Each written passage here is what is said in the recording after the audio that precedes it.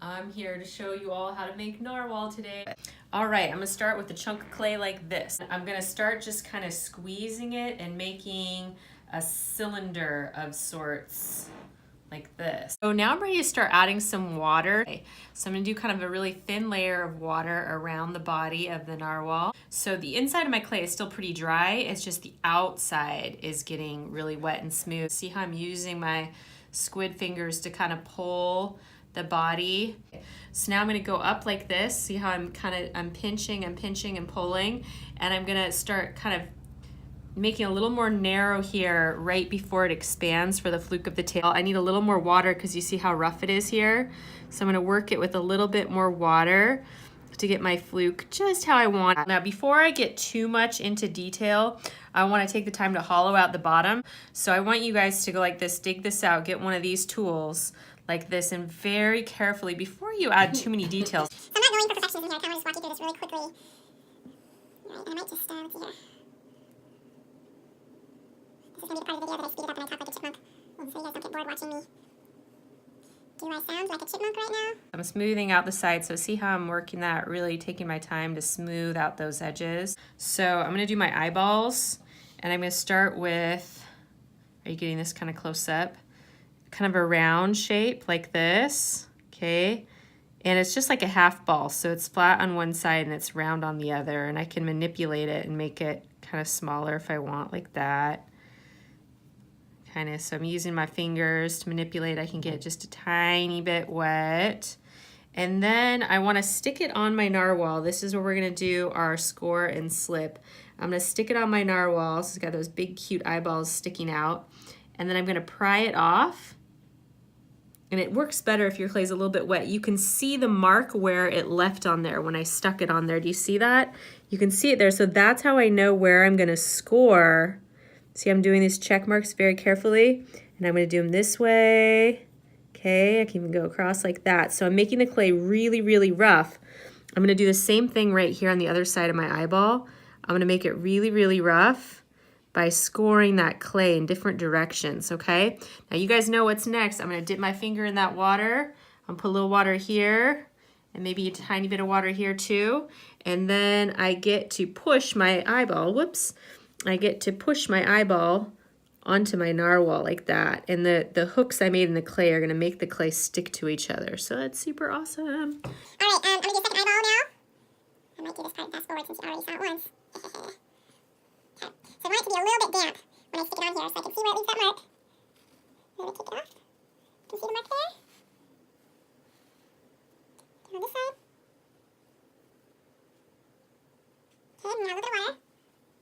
Here. Push it on there.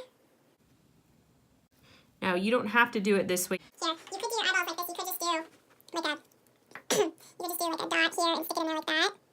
So that's another way to do your eyeballs. So for the tusk, I took a clay, about this much clay, and I start pinching with my fingers, kind of like those squid fingers I was talking about.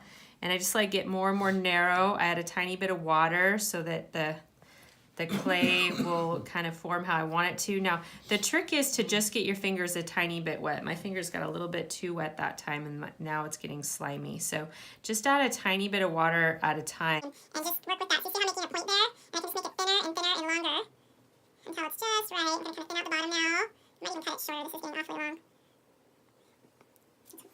It's way too big. It's pretty big. Okay, let's try that. Yeah, it does. I see the snowman carrot. I think that's pretty good. Okay, so I want the bottom to be flat. I can make it more narrow too. We don't want things to be too long and narrow because then they can break off really easily. So there's always that chance that your narwhal tusk. Now watch how I cut it with the needle here. I'm just gonna go like that. I'm gonna get this a little bit damp because I want to be able to see it when I stick it on here. Now kind of have it coming out of the forehead. You don't want it too down, like, I guess you could do that. So it looks like a nose otherwise. Yeah, kind of like right where... Between the eyes? Kind of between the eyes, yes. On the top. So I'm sticking that on there. Now I can see where that is, so I can score that. It's really important you score this piece because it's really long and narrow. And it's really important that this is thick enough at the base that you can actually score it. If your tusk is too thin, you're not going to be able to do this. See how I have a nice big surface to score? That's really important. So I've scored that, I've scored here. I'm ready to add some water to both pieces, just a tiny bit. like that.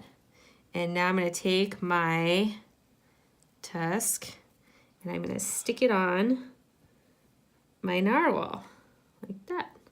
Okay, now if you want, if you feel like it's kind of sticking out funny in some areas, you could take a brush and kind of use that brush to manipulate it and smooth the edges out like that, okay? Another thing I did on this narwhal is I took the clay needle, I let this dry for a little while, and I took the clay needle and I kind of made little lines in it like this. So you can do that if you want, you don't have to. On this one, I might just skip it. So anyway, you can carve out these little zigzag lines. I think it does actually make it look really cute. All right, let me show you one more thing I did with the eye here is I did a circle like this. And then I took one of these and I did a pokey hole like that. And I just think that looks so cute. I think you need to move it a little bit so I can see it a little bit better. Move it out maybe a few more inches. I don't know what you're talking Oh, about. there we go. Yeah, now you can see Okay. it better. So now I'll do the other side. I'm gonna do a little circle. Whoops, kind of messed up that circle a little bit. And then I'm gonna do dot like that in there. So it looks super cute. All right, I'm gonna show you how to add fin. This one, I didn't add any fins. You can try making more than one narwhal if you want, but I didn't put fins on this one because it's a little bit more cartoony. Oh yeah, I forgot the face. For the face, I like to just do a simple smiley face, but you can do whatever you want. Like that. That. You could even do, if you want to do a little angry narwhal with a little funny eyebrow or something, that would be kind of cute like this. Little eyebrows there. You can do whatever you want. All right. So for this one, I wanted to show you how I add the fins. You can add fins to however your narwhal is. You can do it if you want. So I'm going to start, I'm kind of making like a raindrop kind of shape that's flat, and I'm going to pinch this off. So yeah, just kind of play around with that with your fingers and make a really, like a rose petal, kind of a really flat little flap. And you can, once you have that kind of round circle, you can cut it to like that. And you're gonna wanna put it, I'm gonna get it a little bit more wet so I can make sure I'm smoothing it out. And I'll probably want that to be like right here. So what I'm gonna do is see how it left that mark there? That's how I know where I need to score. So I'm gonna score that up right there. Okay, and then I'm going to score the back side of my fin. Hashtag, hashtag, hashtag, hashtag, hashtag, hashtag, hashtag. And then I'm gonna add a little bit of water to both parts. That's probably too much. All right, it's pretty wet now. Don't get your clay too wet. It will just be a big puddly mess. Be careful about that. So now I can attach that like that. Okay, and then I could do the same thing on the other side.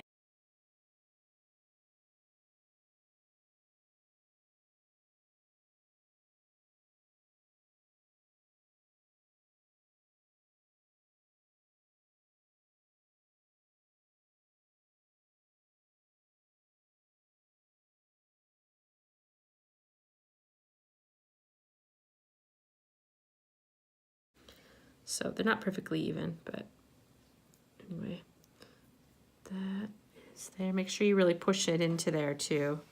Push it in so it connects. So for this one, I wanted to show you how I do the other type of tusk. Now I'll give you a clean one of these. But you know, for just practice, you don't really need this until it's done being fired, but you need it, well, you need it now to puncture the hole. So this won't be the actual tusk you're using, but you need it now to puncture your hole. So you're gonna go in there, you see how I'm rotating it like this? I'm rotating back and forth to get it to go in there, and then push it like all the way, as far down as you can go. Push it all the way, because it'll just go down into the ground underneath here. Really see how it went down? That's totally fine. So I'm doing that, and then I'm gonna gently rotate it back and forth, twisting it as I pull it out. And you're gonna leave it like that. It's not gonna go in the kiln with this on it, because this will catch on fire and burn, it'll be a big mess. But I do wanna show you this. This is what we're gonna do when we're ready. After they get fired, we're gonna trim this, probably about like this. Gonna trim it like that. We're gonna take a little bit of glue, and then we're gonna stick it in there like that. So you've got, we can kind of make it, yeah, like that. Make it longer or shorter as you like. But that's the basic idea. And then I guess I wanna show you real quick the crown.